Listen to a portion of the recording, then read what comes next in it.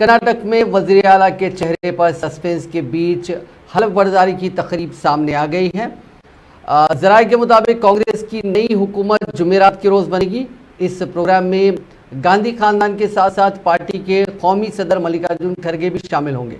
इसके अलावा कांग्रेस दीगर आइडियोलॉजी रखने वाले पार्टियों के वज़ीर आला को भी इस हलफ बर्दारी तकरीब में इनवाइट करेगी। हालांकि प्रोग्राम का भी फाइनल शेप इसे नहीं दिया गया है, लेकिन एक दो दिन में ये वाज़ेह हो जाएगा।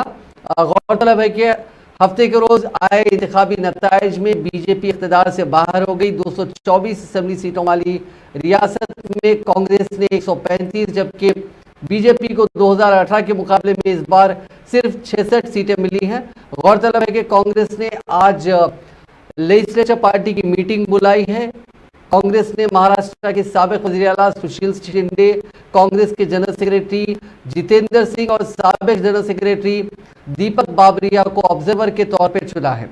माना जा रहा है कि कांग्रेस सीएलपी की इस मीटिंग में एक तजवीज़ पास करेगी। इसके बाद पार्टी के कौमी सदर मल्लिकार्जुन खड़गे तय करेंगे कि वज़ीर आला के तौर पर किसे चुना जाए। ज़राए के मुताबिक वज़ीर आला के चेहरे पर आज कोई फैसला नहीं किया जाएगा। हालांकि पार्टी एमएलए के ख्यालात और उनकी राय जरूर ली जाएगी।